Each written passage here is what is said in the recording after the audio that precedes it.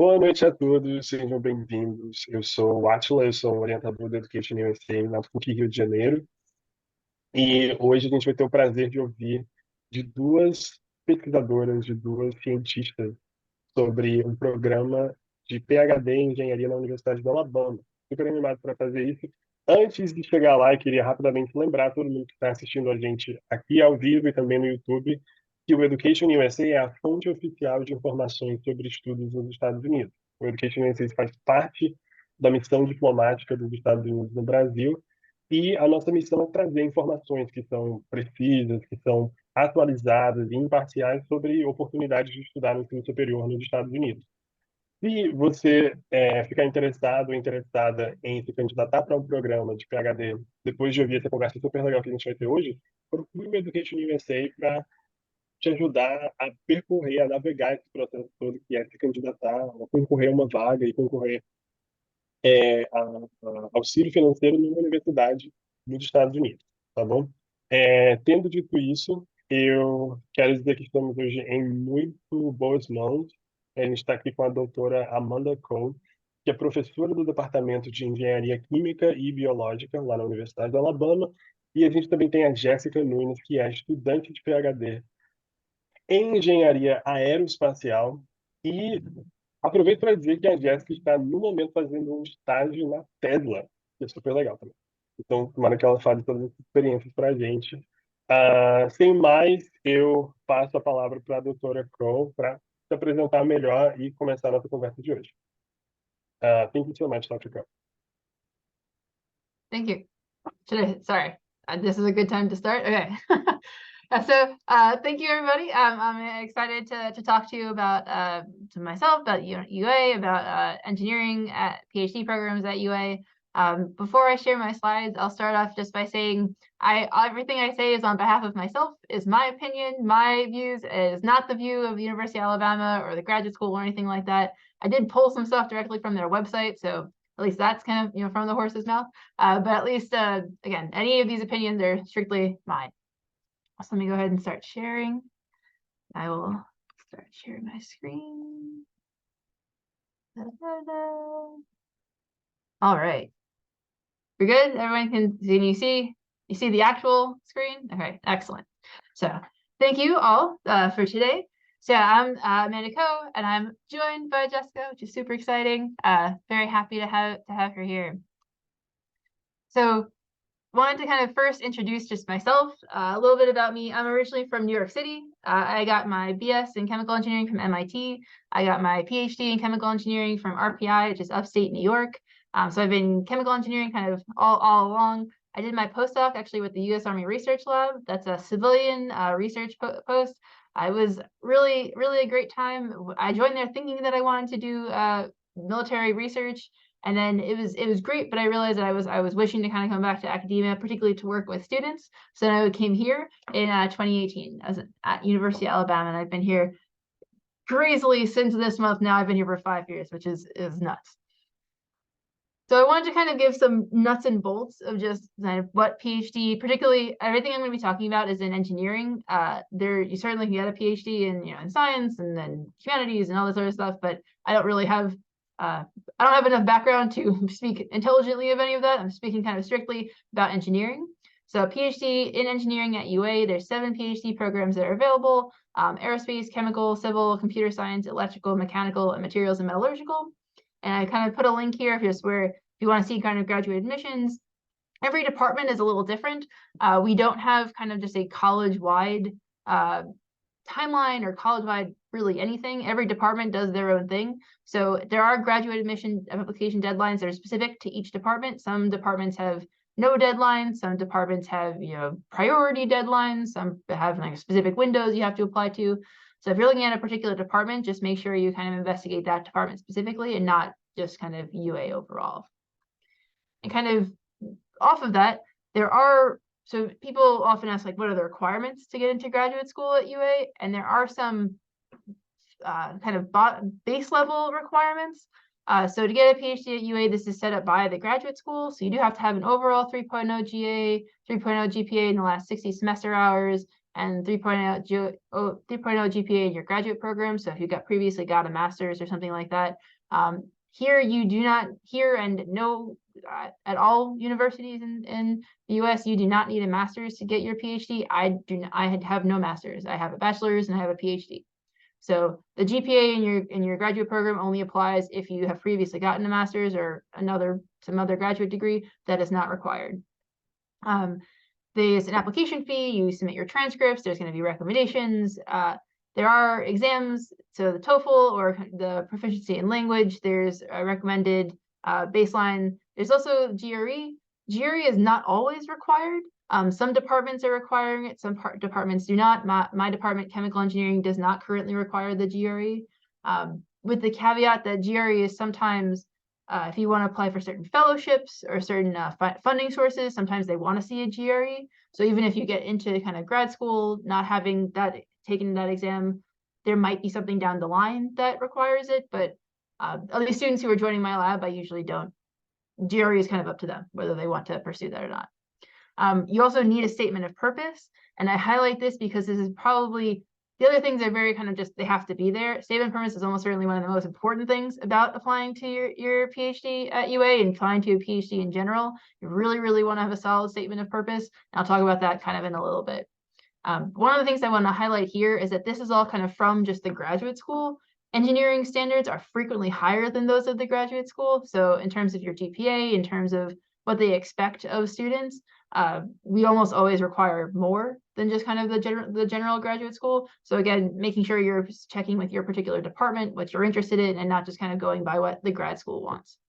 On the flip side of that, if you don't meet all of these requirements, particularly kind of those GPAs, if you have a really compelling reason that, maybe you had something happen in your family for a semester, something went wrong, and you have a life event, things happen, and you can kind of you can still talk to your department, you can talk to the graduate school, this is basically giving them what happened, and that can be waived in kind of special circumstances. So if you don't have a 3.0 GPA in a certain semester, that's not just okay, now there's no shot.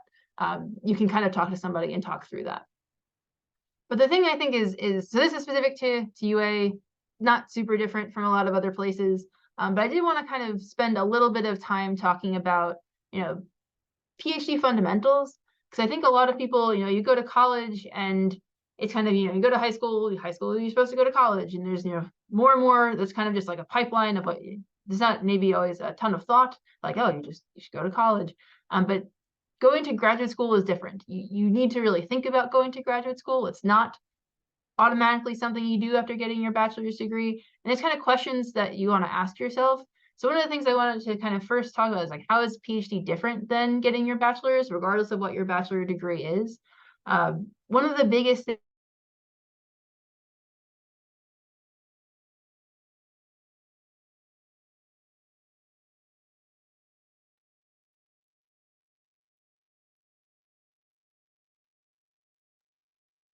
So Dr. Ko seems to have maybe dropped her internet connection, but she'll be right back, I'm sure. Yeah. So then I think I'll fill in the space until she comes back. Awesome, that'd be really cool. So yeah, so she was talking about how the PhD is different from undergrad, and then I'll tell my perspective on it, and when she comes back, she'll give her perspective. I did my master's in Brazil. Oh yeah, she I think it fully it now dropped and then dropped the presentation, but no worries. Yeah, but that is an interesting question. I'm curious what her perspective is as well. But tell us your perspective, Jessica. How is the PhD different from a bachelor's program? Yeah, so the PhD, you're expected to be a bit more independent in your studies. So for example, for undergrad and master's, the goal is usually just take the courses, pass the courses, and you be okay, right? At least that's how it is, the master's in the US. The master's in Brazil, you do develop research, so you do get the starting of that idea. But then the PhD is even further into that, so you need to be a bit more independent, and also it is a longer commitment, right? It is 5 years of you working by yourself or in a small group of researchers in your own topic. So you do need to be a bit more self-driven and be able to organize yourselves on your own stuff. You have your supervisor for support, but the research is yours, right? You're not just taking the course of a professor, you're doing your own stuff. And also in that level, the research that you're doing the research because there is no answer for the question yet. So that means that you can't just go to a source and figure out how to do it and copy it over, right? How we do when we solve problems in a class, for example. You can do that. There's no answer for your question. That's why you're researching it.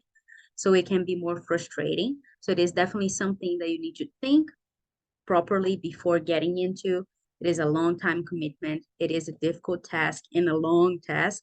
So think well before you start it, before you get into it, so that you know that you have the desire to complete it. One thing that, sorry, go ahead. No, sorry. I have a question, but I'm going to let you keep talking. Just really quick, what about the structure of the program, right?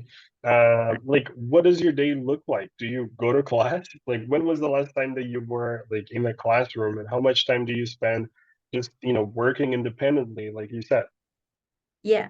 So if you do a master's before you get into your PhD in the US, which is not a requirement, but it does help a lot with getting funding and with getting the opportunity, right? Because you have that something extra.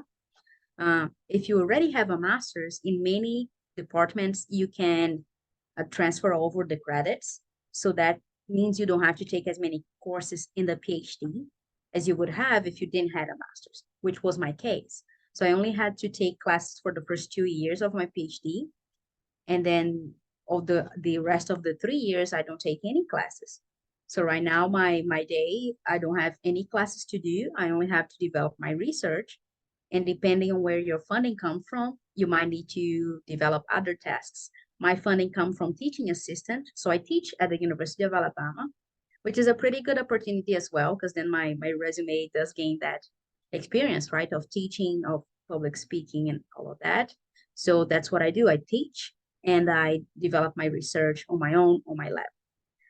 Go ahead, Dr. Ko. We were talking about what is the difference between undergrad and PhD. I said that it is the same. So now you have to prove me wrong. Thank you, Jessica. Dr. Ko, if you want to share your screen again, I gave you the ability I to just apologize. Not at all, no worries. Technical difficulties. Back to share. Hopefully my computer can deal with this. All right. So, and telling you about what the difference is, certainly you're still a student. Then that's important. Being a PhD student, you're not an employee. You are a student. You're still here to learn. You're still here to develop and grow. And I mean, hopefully you get a job where you're also developing and growing. But the idea is that you are supposed to still here to learn. So you do still take classes. You just like when you're in bachelor's. But your focus here is not going to be your classes. Your focus is going to be your research. And what comes of that often is you go to an undergraduate degree, you have to take a certain number of credits, and when you finish those credits, you're done. Like when you reach the magic number, you can graduate. That's not going to be the case for a PhD. PhD, if you graduate, all you have is a certain number of credits. You've pretty much wasted your time. Like that's not going to be okay. You have some letters after your name essentially, but it's not really going to get you anywhere. So the research is what is really going to be.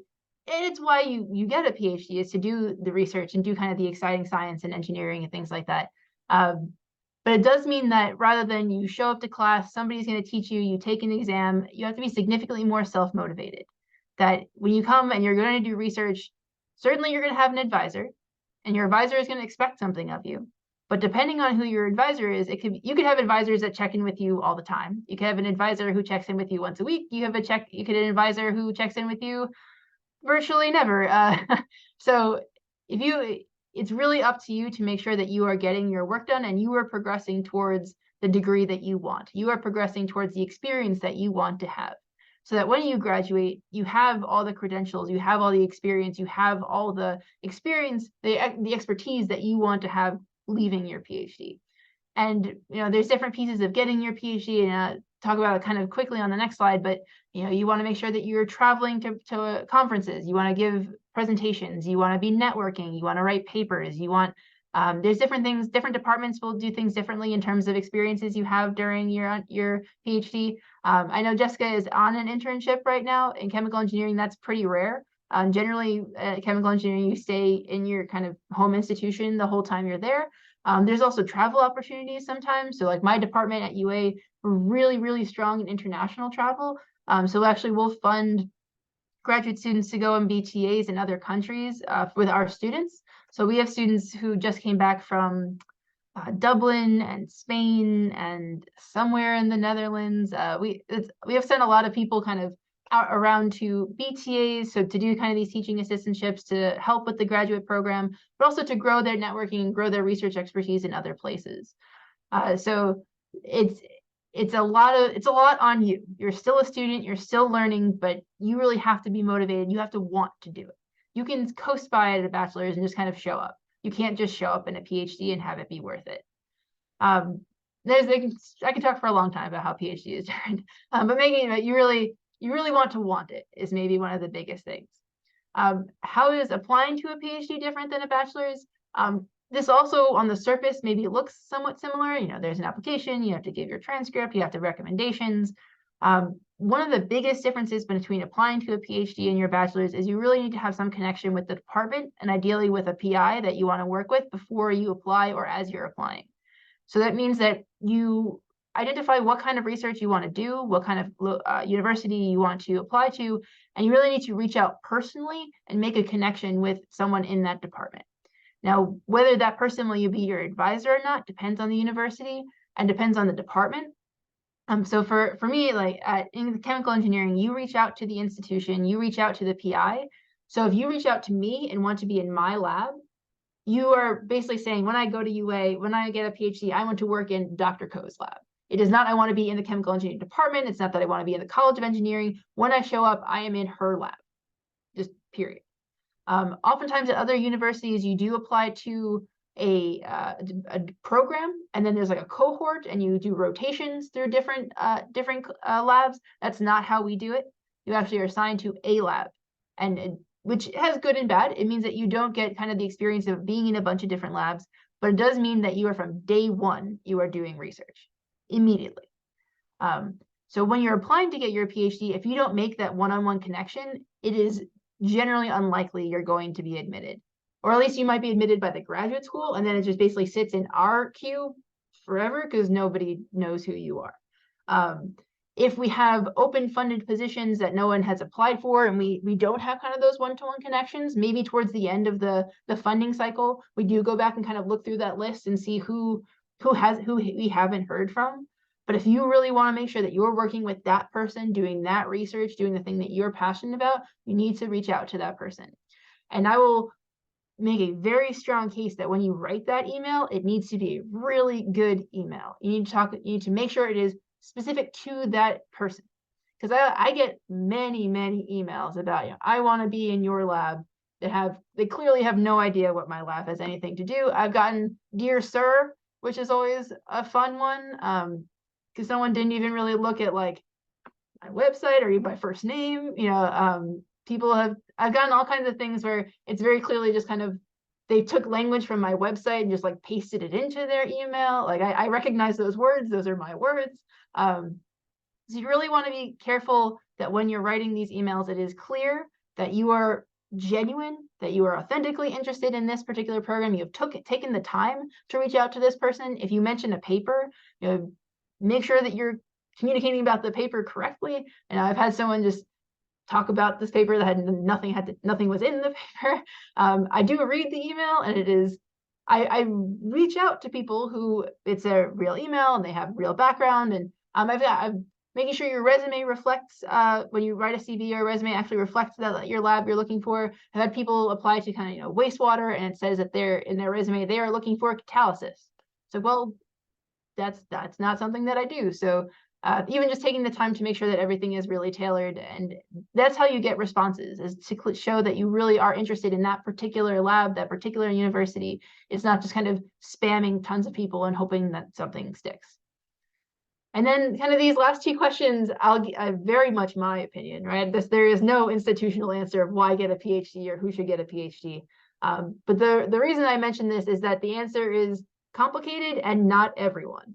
Not everyone should get a PhD. There's lots of reasons to get a PhD. So when you're looking at doing these degrees, it's a 4 to 5 year commitment. And sometimes some degrees it's longer than that. It's not very, very rarely shorter than that. But it's a fair amount of time to commit that you say you're going to do this, you're going to focus on this research in this area, and you want to make sure that you're doing it for the right reasons. And it's not because I got my bachelor's, I don't know what to do, so let's get something else. It's that you really are passionate about research. You're passionate about finding out the whys. You want to find out how things work. You want to take it apart. You want to really get into the nuts and bolts and create solutions to problems that we have and solutions that aren't currently possible. And certainly you become the local expert in your PhD. For the time that you're here, personally towards the end of your PhD, there is no one who is going to know your thing better than you. And that's really exciting for some people. And that was really exciting for me. And from the way Jessica's nodding, I assume that it's also something that's exciting for her. You know, when I made a new molecule, and I'm a chemical engineer, not a chemist, so I don't make a lot of like new molecules, but when I made it, I was so excited. But my parents would named my molecules. It was always a discussion when I went home. The first surfactant I made was called Steve. That was just what my my parents are very excited about that, and it was really fun to talk to them about my research and talk to my friends and talk to my my family about what I was doing. And even if not everyone understood what I was talking about, learning how to talk about science, learning to, and when something went wrong, being maybe not in the moment really excited about that, but like even just the grind was something that I really enjoyed, and kind of knowing that getting a PhD is not going to be A goes to B goes to C goes to D and everything's just going to work out, but knowing that in order to make those big solutions, to really solve those big challenges, you can be part of kind of getting all the steps to get there and understanding really fundamentally why everything is going on. And even within engineering, I think people think engineering is you build a widget. And that's not what engineering is. And certainly that's not what PhD in engineering is. PhD is you want to fundamentally understand what's going on so you can make bigger things, better things, faster, all of that. Building the next widget is not kind of get what a PhD is going to satisfy. But there's also the question of kind of what jobs you can get with a PhD, and that certainly depends on your major as well. The way that I often talk to students about kind of PhD versus bachelor's, and this is my opinion, my experience, is that certainly going to a job and doing the thing, getting your bachelor's degree kind of gets you that experience to do the thing. How do you find the new thing? How do you learn why you're doing a new thing? How do you do the next thing? How do you develop that next thing? That's a really good place to look at for a graduate degree, is that you want to be the one who's leading the team to do something next, to come up with the next idea, the next solution. That's where they're looking for someone who has kind of the experience of doing your PhD, even if it's not in the same research as doing your PhD, the experience of having to think through problems, that something went wrong, you've been here, until 3 o'clock in the morning and the thing is still going wrong. Like, how do you get to the next step? That's what kind of be a PhD really teaches you to do. Think critically, look in the literature, find what other people have done, network with other people, build teams of different expertise. That's something that's really exciting about kind of being an engineering PhD student. I think, yeah, things you could talk about for a long time, but I really loved my PhD. It wasn't locally, I didn't always love it at a particular time, but overall it was a great experience. And if doing research and really figuring out those whys is something that would appeal to you, being a PhD is just really exciting. And then kind of quickly, sorry, Dr. Phil, I just wanted to interrupt you a little bit and just add a little bit on who should get what to do with a PhD, right? As a Brazilian, I know that the perspective from what you can do with a PhD in the US is very different than what you can do with a PhD in Brazil. In Brazil, the whole understanding is that you go for the master's and PhD if you want to be a professor. That's what it is. And that's because we don't have that much industry in Brazil.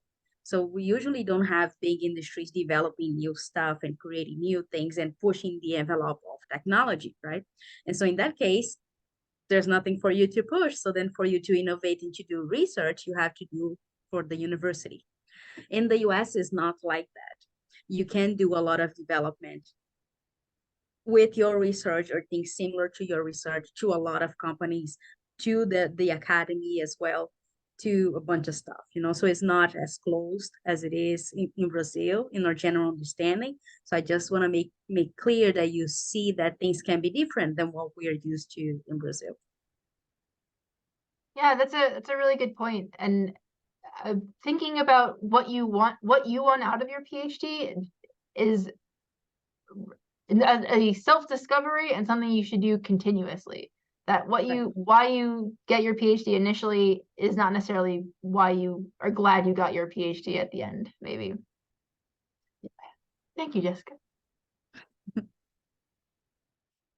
So I want to talk about just kind of quickly the PhD structure.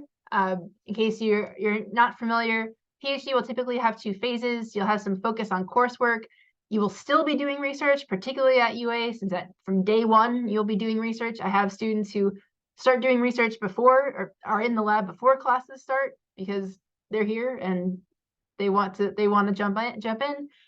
You'll generally focus on coursework your first year, 2 years, something like that, depending on kind of how many classes you come in with. There's some people who have masters might spend slightly less time on coursework because they can transfer some of their classes. From there on, you're all research. So there's no other pieces. As you finish your classes, then you're doing research until you finish. There are milestones along the way. There's going to be a qualifying exam, candidacy preliminary exam. That depends sometimes on your department. I think the graduate school here has made that more standard, but that's also something that will be maybe slightly different for different universities. The end, your dissertation defense, and then you get your degree. Each of these look different depending on what department you're in. Qualifying exam, sometimes it's just an actual exam. I know a lot of places are moving away from that, just kind of sitting down for a written or oral exam. Our department, you actually have to do a topic proposal. You have to do a research proposal, and you have to defend the research proposal. That way, you kind of see how you think like a researcher. Is our kind of the motivation for that. And then you have to go in and actually talk about what you've done. So the candidacy exam, preliminary exam, showing your progress that you've made, and then dissertation is, why you should give me my PhD. What have I been doing for the last 4 or 5 years, such that I should get those letters that I've made a dissertation. You want to show you've made a substantial impact on the field. Sometimes in terms of graduating, there are other requirements, whether you need a certain number of papers, you need to put in a certain amount of research output. That very much depends on your department, and that changes over time. PhD students will also, in the course of that, like I said, write papers, attend conferences, they will travel, they might do internships. And in general, this is going to be 4 to 5 years. That's pretty standard for engineering. I know science is sometimes longer than that, and I have no idea about social science. Have very little familiarity with that. But I know I've known people in chemistry who have taken like 6 or 7 years, and that's kind of nuts. But engineering, 4 to 5 years is going to be pretty common. And then the last thing I wanted to kind of talk about, and I have some like stock videos on the side here actually from UA, just to show you kind of what I thought they were pretty cool. How do you decide where to go? Because I think, again, kind of one of the differences between applying for a PhD and applying for a bachelor's is that the reasons you go are different. Bachelor's, you might just look strictly at, I just want to go to the highest ranked school that I can. Or it's just, where did I get a scholarship? Or, I want to live at home, so I'm going to go to the closest place to me, or something like that. There's a lot of reasons to go to a bachelor. When you go and do your PhD, the things you want to think about are going to be the research that you're interested in, your advisor, the team, the resources available, the campus, and the community. And these are not in the order that you should consider them in, but you should consider all of them. And the reason I mention that is because like when I went to get my PhD, I definitely thought the research was all that mattered. And I didn't take a lot of time to think about the people, and certainly ended up working with really, really great people. So I was very lucky that I didn't kind of spend enough time thinking about that. But you're going to be with these people a lot of your time for a long time. So certainly if the research project is not something you're going to be passionate about, it's just going to be miserable. Like you're going to be doing something early in the morning, late at night, something's not going to work, and you're just going to think, why am I doing this? Why am I spending my time with this particular problem? Whereas if you can find a problem or a challenge or something that's really going to excite you, that's what's going to motivate you. That's going to, like, that's the thing at the light at the end of the tunnel, or the golden ring, or whatever your analogy wants to be. That's going to be something that you can strive for. You also do want to look at the advisor. So how you choose your advisor, there's different things you want to consider. Not least of which is, can you get along with this advisor? Is this someone that you can work with? Is this something where your work styles are going to match? Are you the kind of person who doesn't want to ever talk to your advisor? You want to just kind of go out into the world and you want to do your research and show up every kind of few months and say, look, here's all the things that I did, please edit my paper. Is that the kind of person that you are going to be most work best with? Are you the kind of person who wants to see your advisor every day? You want to kind of give them check-ins, you want to be able to ask your questions, you want kind of immediate response. They might be doing the same research, they might both be excellent people, and you might not function well with both of those people. You want to find someone that you can really work with, that you can jive with, that you're going to be able to spend the next 4 or 5 years with. Because one of the other things, again, different between PhD and bachelor's, is that your advisor is super important for the rest of your life. Because you are tied to your PhD advisor forever. Like there are these academic kind of family trees where people will trace themselves back to like Plato or Aristotle or something, and it goes through your PhD advisor. But when you go and find a job, or you try and get an academic position or anything like that, your advisor, so first of all, if you don't have a letter from your advisor, sometimes that looks very strange. And sometimes they'll go back and ask your advisor about you, because your advisor is going to be one of the best people who knows about your research ethic and things like that. So you want to make sure that the research advisor is a really big part of where you decide. There's also the team you're going to be working on. So your lab mates, making sure that you can work with them, making sure that there's a comfortable environment, that's a place that you think you could strive in. In terms of resources, both in terms of funding as well as the resources that are available on campus. So funding is something you really want to be considered of. The PhD is generally going to be something that you are funded for, and you want to make sure that you're going somewhere that is going to have funding for you. We're not talking about masters here. This is really just for we're just talking about PhDs. In my department, we are very kind of one-to-one, and they're like, I have a project that's open, I'm looking for someone to fill this project. Sometimes in places where there's more cohorts, there might be kind of just a pool of students, and they'll go where the funding might be available. There might be kind of department funding available. There are also fellowships that are available, so you can apply for things not UA related. We have graduate research fellowships, so that if you are an outstanding student, there might be money kind of on the university level available for you. But it is something that, I might see a student who I think is amazing, but if I don't have money for them, I'm not necessarily able to take that student. And that's something that, why is this person not responding to me? Why is this person not want me in their lab? They might just not have the resources to kind of take you on at that point. And the other thing is, with the resources, depending on the research that you're interested in, if you really want to do this type of research and the university just doesn't have the things that are needed to do that, it's something you want to consider, and then kind of how successful do you think you're going to actually be in your research. And it's one of the things at UA, we're really lucky to have really nice facilities. We have extensive facilities. There's not much that my lab or people in my department have needed that we didn't have on campus or kind of available in the region, I'd say. So, being close to other universities, UAB, if someone's interested in kind of biological things, that's been a really good contact, being close to Auburn and Mississippi State. And we do there's national labs around here that people will work with. So for one of those really big sort of pieces of equipment. And certainly there's a lot of collaboration. Talking about the team as well, as how collaborative is your team and the lab you're going to work in. I've been really fortunate while I've been here. I've worked all across campus. I've worked mechanical engineering, electrical engineering, civil engineering. I've worked with chemistry and biology and physics, and even arts, so performing arts and music and singing. Like, the type of environment is where you can make those kind of connections. And I think that's somewhat unique to UA and kind of getting a research degree here. That goes to the campus, both the things that are available to you.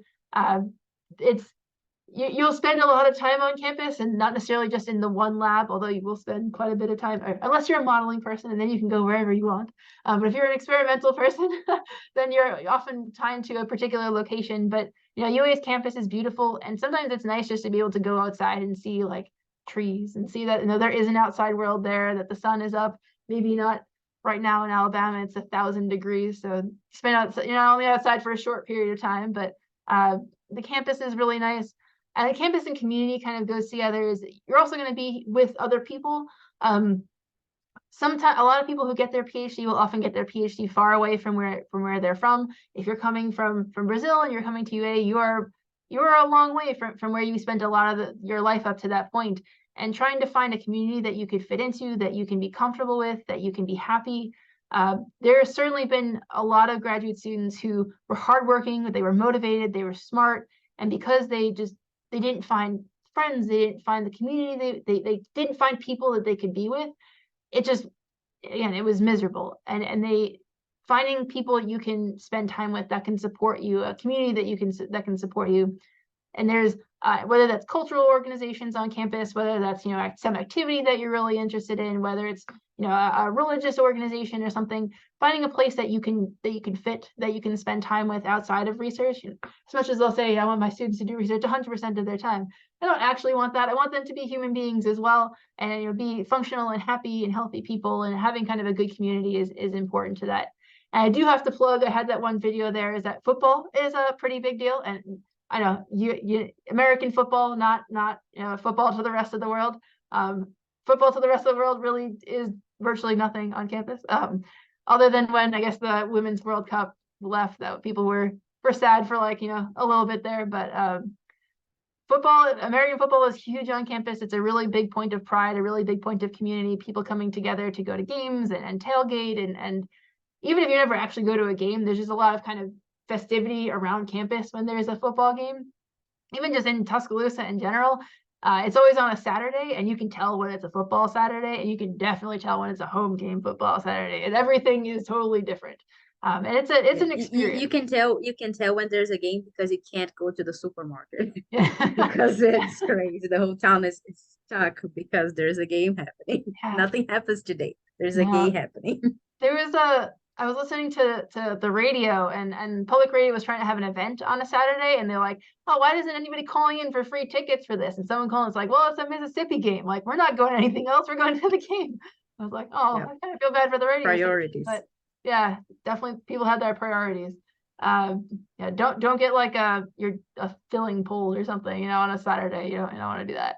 But yeah, it's really nice kind of being on this campus, this community. I didn't want to take up, I guess, too much more time, but I did want to at least give a plug for my lab. I am looking for PhD students right now. I have 2 projects. So I have 3 projects that come out of my lab in general. We focus on composites, soft material composites, composite interfaces for a couple of different applications. Focus on soft and stretchable electronic material composites. So trying to make electronic materials that are actually deformable, that stretch, that you can wear, that are comfortable. Whether they're on the human body working as sensors, or they're being part of robots, being able to sense their environment, or being able to move through their environment, as well as actually making electronic components, so just making capacitors and actuators and things like that. So I have one kind of funded project that's open in that lane. We work on mineralogical fluids. So this is an active fluid where it transitions between liquid and solid. You can use it as an energy damper for prosthetics, for earthquake damping. It's a really exciting project. It's something that I kind of got into joining UA, and we've done all kinds of really cool stuff with it. And I finally get to work on projects that have cool pictures. I've never had any like good pictures out of grad school or anything. So now I get to have, you know, nice pictures of all the projects. But this is another project that we're working on. If it's something that someone is interested in, I don't necessarily have an open funding slot right now, but it doesn't mean that I can't potentially take a student in the future. The person would just have to kind of reach out and talk to me about it. And then the last thing that I do have an open funding position for is something in water quality. So functionalized emulsion templated polymer foams, where we make absorbent material and trying to tailor that to different types of pollutant environments, depending on kind of where you are, what your water system is, trying to be really targeted about how we manipulate the chemistry inside of the porous material in order to really latch on to things that might be in the water. And again, all these 3 projects are super exciting. I love all of them. This is my children. I love all my children. But I am actively looking for a student both in the electronic composites and the water quality project. I want to take a minute or just a second to see, these are the students who are currently in my lab: Sandia, Elizabeth, Ann, and Emmanuel. They are the ones who are doing the work. And they are great, but they're they're all lovely people and looking for a friend to join us in the lab in those opening spots. If you were to reach out to me and you are interested in my lab, I would also suggest that you reach out to one of them after you talk to me, generally. But they're going to tell you, what it's really like, boots on the ground. What's it like being in the lab? What's it like working with me? What's it like working at UA? What is kind of doing research really like?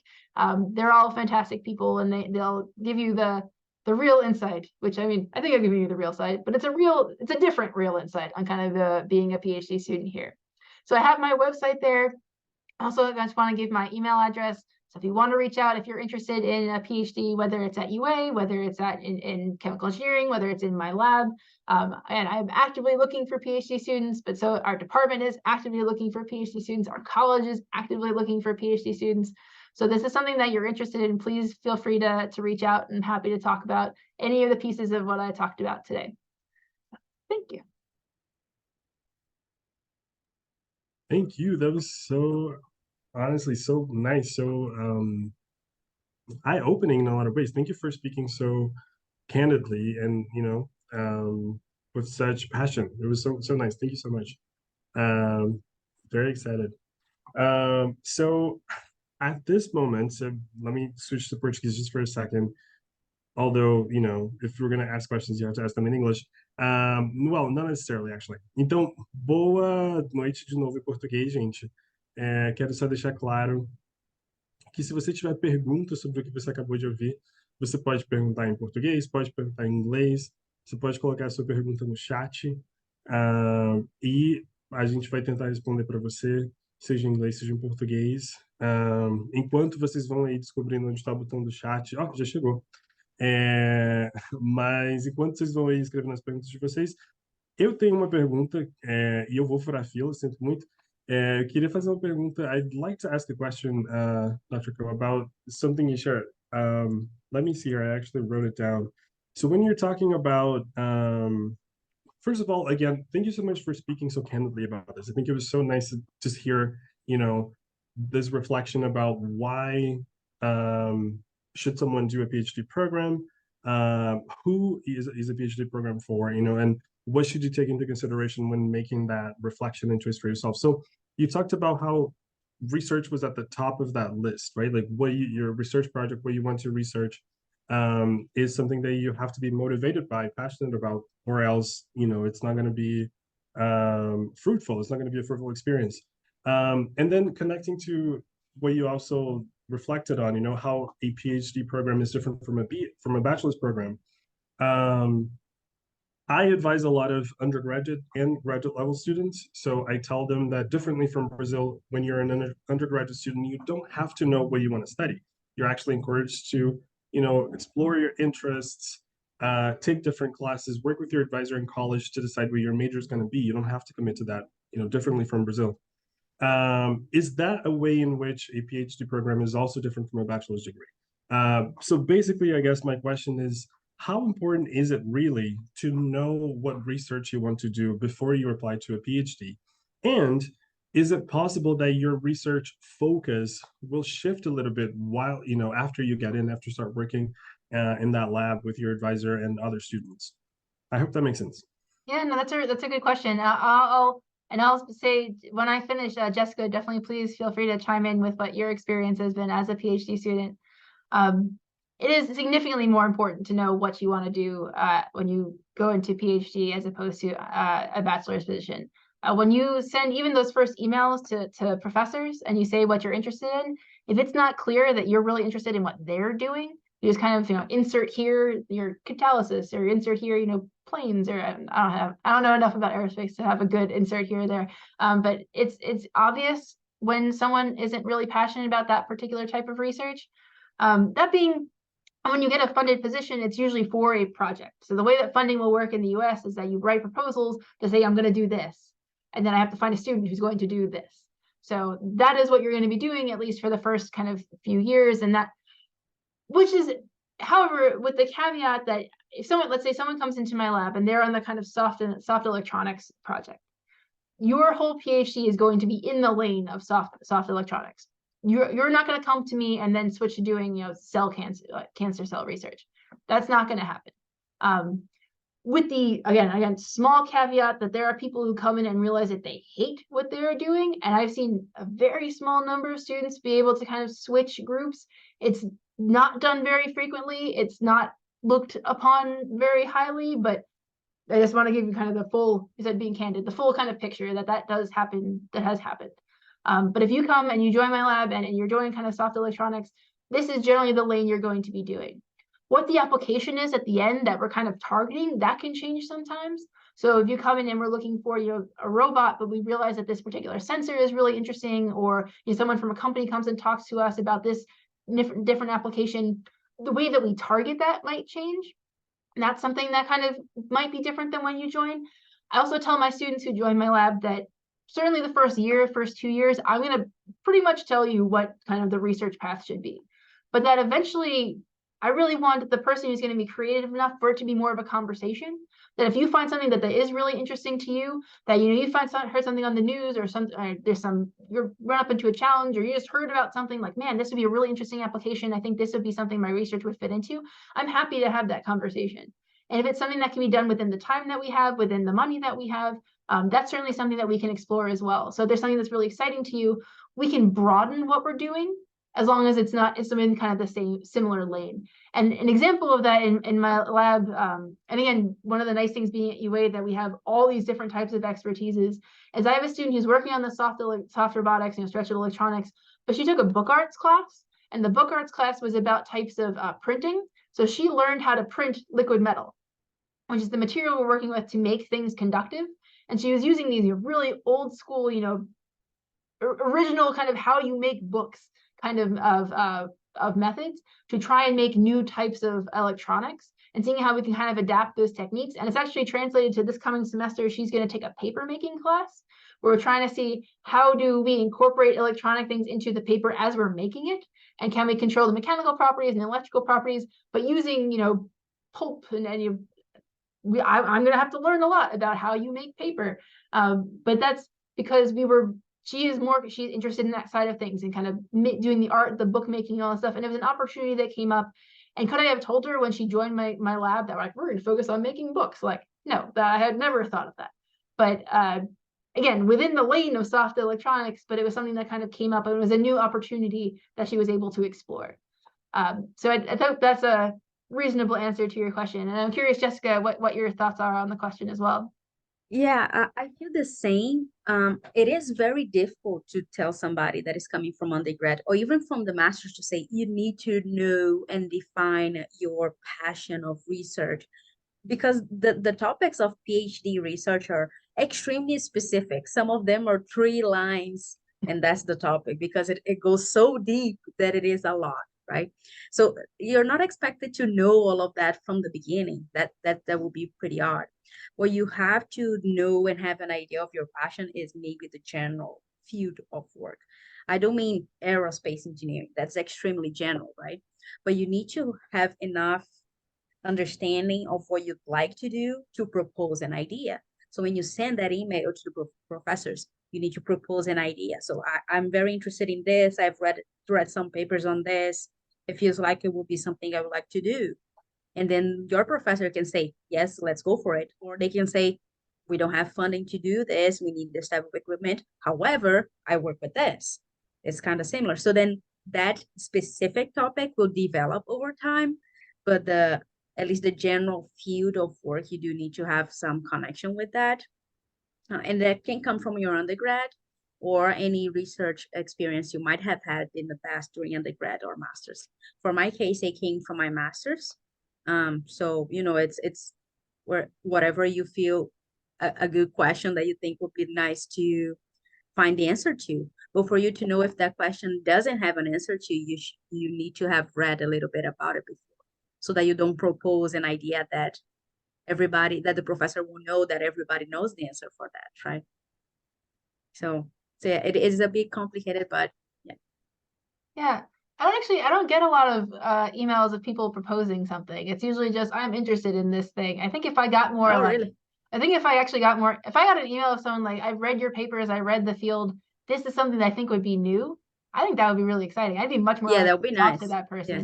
And I think even if it was something that had been done before, and because I'm really well versed in the field, I know that.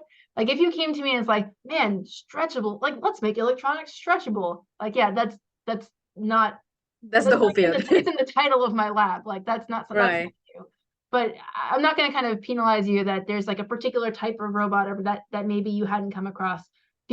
Knowing enough to pose a good question, that's a great way to Yeah, also it's doing it definitely a good start. respectfully, not like you're dumb and you've never thought about this before. Like make sure it's emails are respectful for the PI as well. Yeah. Um, Yeah, that's how I made my contact. What Dr. Cole also said about contacting the professor or the department prior to applying. It's very important. And that's something that we don't do for undergrad and master application usually. But for the PhD, I did my master's in Brazil, which you don't have to, but I think it really helped me a lot to be more competitive for the position because I had more experience. Um, and so I contacted the professors from my field of research from the master's. So I contacted the main professors that did research on the line of things that I did and that I would like to continue doing. And I contacted those people and said, I did read your papers because they were the references of my master's dissertation. So I do know what you guys did because I had to read it. And I would like to do this type of research. It seems like there is this thing that we could work on and it would be nice. And then one of the professors contacted me, and that's Dr. Sue from the University of Alabama. And he answered me saying, that's a good idea. However, that's a very expensive research. What about this? And I said, do you fund me? And he said, yes. And I said, then yes, let's go. Sounds fun enough. yeah. It was still on the same field, right? But you do need to be flexible and still show that you have an idea enough to at least say that I have a choice, right? I'm able to do a research because I'm able to do choices by myself sometimes. Yeah. But you're not really expected to know everything on that because you're starting the PhD, right? Nobody is supposed to know. That's why there is a PhD happening on that. But yeah, that at least you have been curious about. I think also something to note is that just because you're doing your PhD in a thing doesn't mean that you're doing that for the rest of your life. So I did my PhD was in surfactants and developing green surfactants, and then my postdoc was in soft robotics. So it used some of the same skills, like particular instruments and things like that. But doing a PhD, you come into it because you think you're gonna be passionate about it. You really like the application, you like the research. But a lot of being a student is not just learning that particular field; it's how to be a researcher, and those are skills that you'll take with you after you graduate, regardless of what field you end up doing. Yeah, that's true. Thank you so much. Yeah, that's really good. And thank you for the illustrations as well. I have a dozen students I want to show this recording to, like, who are thinking about becoming PhD students. So we have a question from Vitor here in the chat, who's asking, how often do undergraduate engineering students go directly to a PhD program after graduating from UA? This is a path you would recommend as opposed to pursuing a master's first. I think Jessica touched a little bit on that, but do you want to start commenting on that, Jessica, and then we can go to Dr. Ko? Yeah, so there are many students. Well, the US students usually do that. They usually don't do the master's. They go straight from PhD straight from undergrad to PhD. And that's extremely useful, saves a lot of time.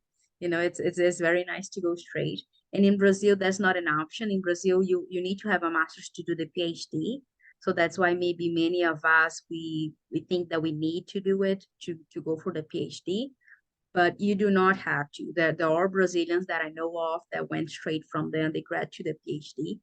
However, what I would do if I knew that, I would finish my undergrad as best as I could and apply for the PhDs that I was interested in the groups that I was interested in. If it didn't work out, then I do my master's and then I try again. That's my practical recommendation, because I do think the master's, for example, I was doing mechanical engineering and material engineering research during my undergrad. But then my master's was in a very strong university in Brazil. I did my master's at ETA in aerospace engineering. So then the strength that my resume didn't have with my undergrad in the Federal Institute of Maranhão, it now had with the master's at ETA. And it also defined my field of research, because before I was not doing nothing with aerospace, and during the master's I discovered that that was something I liked. And then it put me in contact with those reference professors, right? Which I wouldn't have any idea or any development in the research to know about them before. So I would do that. I would know if you have a good idea of what you would like to do in the undergrad. If you do, apply. If it doesn't work out, find a good master's in Brazil, because that will strengthen your resume, and then you'll be able to try again. Yeah. Yeah, I pretty much just agree with Jessica. I didn't get my master's. I went straight from bachelor's to undergrad. I think a lot of times in engineering in the US, master's is more a terminal degree. So you're getting a master's for a particular job, or you're getting a master's, even on the job or something like that. But it does definitely strengthen your application to a PhD. Shows you have more experience. A lot of times those classes might transfer. So if I get a student who has a master's, maybe I get them to do research faster, because they don't have to take the classes. I'll also note that if you in your undergrad your grades weren't great, master's is a time to show that you can do better, you can get higher grades, so that when you're applying, if they're really looking at your GPA and say, okay, I didn't reach my full potential in undergrad, but look what I can do when I'm really focused on just my kind of core classes. True. Another thing that is good to consider as well, which is just a side pro, but still keep in mind, at least in my department, when I applied, you had to do the GRE to get in, to apply, but you didn't if you had a master's in engineering. So that definitely saved me a lot of stress. So I would keep that in mind, since you already are in the engineering field and you have a master's, that can help out in the selection process as well, on top of saving credits. But you do spend 2 to 3 more years doing the master's. Thank you. Yeah, thank you for the answer. Diane Mel has another question here in the chat. She's asking, I did my final year senior project about reliability-centered maintenance plans focused on FMEA. So is this but different so this is different from the studies you proposed? Am I still able to apply for this PhD even with a different research in my curriculum? Yeah, so I'll answer that specifically, and maybe slightly more broadly as well, is that it is rare, I'd say, particularly in engineering. It's more common in science that we're looking for an undergrad who has very specific experience. So like I'm not looking for in the water quality project, I'm not looking for necessarily an undergrad who's done water quality research before. If you have, that's a plus. Like that you come in and you know something already, that's maybe you're like, +1 over somebody else who's looking at the position, but it's definitely not required. The student that I want in my lab, and I think that a lot of PIs will think the same, is I want the hardworking student, the motivated student, the passionate student, not the student who's already done all the stuff that I'm interested in doing. You come here, I will teach you to do what you need to do. I can't teach you to be passionate. I can't teach you to spend time. I can't teach you to kind of do the lit search. So that's because having done an undergraduate research at all, also big +1. The fact that you've already have some research experience, that you've shown you can be dedicated to something within, particularly if it's within like a certain major. So I can't kind of draw the same corollary to maybe other engineering, but like if you can show up and you know how to use a pipette, like that's something I don't have to teach you. It's kind of one of the like really basic skills that certainly I'm happy I will teach it to you, but it's one less thing that we have to do when you kind of show up on campus. So I will caveat that with, I know sometimes modeling people, and maybe Jesse, you can speak to this. In our department, if someone is doing modeling, they often want to see someone who's done some type of modeling in undergrad because it is a different type of research, and they're leery of having someone who has only ever done experimental research, and they say like, oh, I can do modeling, and they show up and they realize that that's not the kind of thing that they want to do. And having some of that background is helpful. But I think it's pretty rare that someone says, you know, I'm doing this project, I want an undergrad who has done this project before. Usually you come and we'll teach you a lot of what you need, pretty much all of what you need to know. Yeah. So for my case, for example, I work with aircraft control systems and modeling. So it is fully computational. So I only have to be in the office really for my one-on-one meetings, which are now fully on Zoom. Yay. Okay. But talking about, I didn't do any modeling before. My research was fully experimental. So that's the thing, you know, sometimes you don't need to have experience on the exact thing that you're gonna do. You need to have a good knowledge and a good background on the general, so that they don't have to teach you everything that you need to do, right? If you know what is going on, it will be easier to teach you the day-to-day. But if you don't have the background, even if you get approved, you might not have fun time because it will be very difficult, right? So sometimes the problem is not only deciding where you will get the funding, it's deciding where you can continue and finish, right? You might get the funding somewhere that is not gonna be a good fit for you. So I would definitely take that into consideration. And the thing about supervisors is that as an international student, we just want the opportunity, right? I don't care. You're a terrible person. I don't care. If you give me the opportunity, I will be in the US. Yes, okay. That's all I need to know, right? You give me an opportunity, you give me the funding, that's it. But oh boy, can that be a high price to pay, you know? I'm very lucky that my supervisor is very nice, but you can get yourself in very tricky situations when you don't work well with your supervisor and you're stuck with that person for 5 years, right? While doing a project that is extremely difficult. So it can be extremely stressful, and it can be very likely that you won't be able to complete it. So I would definitely give a more thought into it. I just went for it. I'm happy that I did. My supervisor is great, but it could have gone very wrong. So please think about it carefully. Talk to the other students from that professor, know how they work. That's definitely a great advice. And one of the things I would note as well with the kind of different research backgrounds and maybe like Jessica, you going from experimental modeling to modeling is when you do reach out to a PI, market yourself. Yes, you need to sell yourself.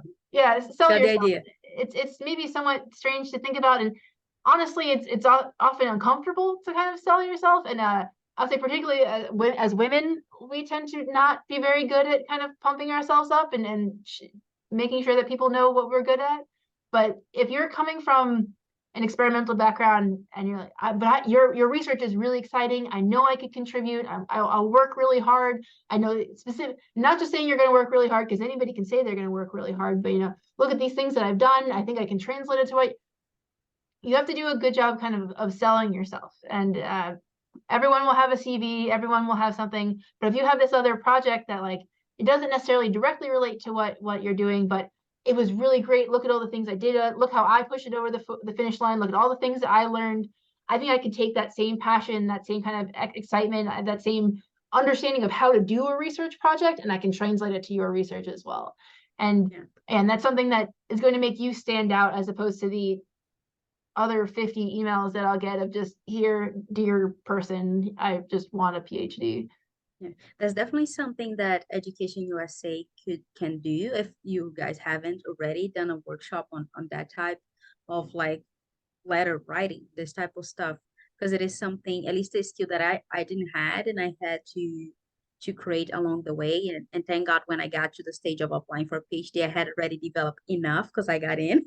But it is very difficult. We usually just say, well, I was a part of this project and I helped out with this and I spent 3 years doing this, but that doesn't highlight your abilities and what you can do, right? And on your letter, you can also say, I lack this aspect of things. I don't do modeling. However, I have extensive knowledge on this, and I have done big difference on this, and that would be helpful for that, you know. So it is like an interview, a job interview, that in the job interview we get to that selling myself vibe. But the issue is that you have that in like 3 paragraphs, 2 paragraphs at most. So it is like hard mode, right? Every sentence has to be a good sell. So I would definitely write that very carefully. So those ready-made templates that you just change the things, you can see that that would definitely not work out, because you have a very limited time, just a few words. In the first paragraph, the professor received 15 emails in the last 30 minutes. And so that gotta stick, right? So you do need to spend some good time in that. Definitely no typos. Please no typo. Yeah.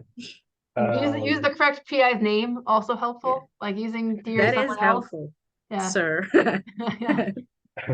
Right. Dear sir. I want to point out, thank you for mentioning that. I want to point out to everyone watching, Education USA actually developed with the Regional English Language Office, another initiative of the US Diplomatic Mission, an essay writing resource center, which is available for free for all Brazilian students. You can access that on our website, educationusa.org.br. It is a self-paced course on writing, like how you can write in a way that universities in the US are expecting, right? And it goes through your communications with your potential professors, advisors, your personal statements, your CVs, all of that can, you get tips for all of that. And Education USA advisors are also here to help you, review, revise that writing, to like Nice. get you closer to achieving what you want to. And it's So free. yeah, and it's free, you guys. You can even use that to sell yourself to the PI, right? Look, I wanted to do this so much that I took this class so that I could learn to write and to do this better. Yeah. Yeah. That's good. That's really good. So this is a good conversation, but we're over time, unfortunately. I hate to be the one to, wrap this conversation up, but honestly, again, I just want to thank both of you. As an advisor, I work with so many students who are sometimes struggling to understand their own projects, to understand what steps to take after they've finished their bachelor's degree or their master's degree. I think everything that you shared today, of course, is very applicable to a PhD in engineering, but also to any student who's considering doing a PhD. I have so many students who I will make sure watch this recording and I'll quiz them on it. Thank you so much again. This is so nice. I will make sure to send you the link as soon as this is available on YouTube. To everyone watching, to everyone who participated today, thank you as well. Thank you for your questions. That was really good. Would you like to say any final words of advice to people watching us right now or watching us on YouTube later? I'll give this to you. You just go first. I like to say hi, mom. My mom is in the group. So nice. I also like to say that it is a difficult journey, when you are an international student, when you are a PhD student in general, but when you add on top of that being an international student. So, it is a hard path. You need to work very hard, and you need to go out of your way to create community. And that's part of it, right? You're not in your country, you're not near your family. So you need to adapt and find people to be your family around you. So make sure to work hard and to do the best to get a good resume in your way there, but also don't leave people behind. You'll need all of them when you are far away. So, that's it. And also, I know that Dr. Ko said that the internship is not common and really isn't for the PhD, but you do get that in addition to all the other great opportunities available, right? You do get the opportunity, you do get access to the opportunities available in the US. So I would definitely keep an eye out for that when you get the opportunity and when you're here. It is very different than what we have in Brazil. So let's take advantage of all of that. Yeah. Yes, I'll PhD can be really exciting. A PhD can be really fun. You do research because you want to do research. Finding things out is really exciting, but it can, like Jessica, it can be really hard. And there'll be a lot of opportunities, but then things won't work and things will go wrong and classes will be hard and life happens. Things go wrong in your personal life. You're still a person even though you're a PhD student. I think ask for help, ask questions. Like just because you're a graduate student, just because you're a new person, just because you're in a new place, doesn't mean you have to do everything by yourself. Whether it's asking for help in your research, whether it's asking for help personally, please ask for help. It's your research is important, your progress as a PhD student is important, but your mental health is also important. Your personal health is important. And finding your community, finding someone, finding people, hopefully your advisor, finding people you can ask for help for, finding people you can ask questions of is really important. And it's not easy for a US student. I'm sure it'd be even more difficult for an international student, but it's really just wanted to find some community, some people, some advisors, some friends that for whatever happens, you can ask for help, that you can lean on, that you can ask questions. I can't say that enough. Whether it's classes, make sure you feel like you can ask questions, you can ask for help. Thank you. This was good advice from both of you. Thank you so much. So with that, unfortunately, I wish everyone a good night, and I'm wrapping up our call and our recording for today. Thank you again. Bye-bye, everyone.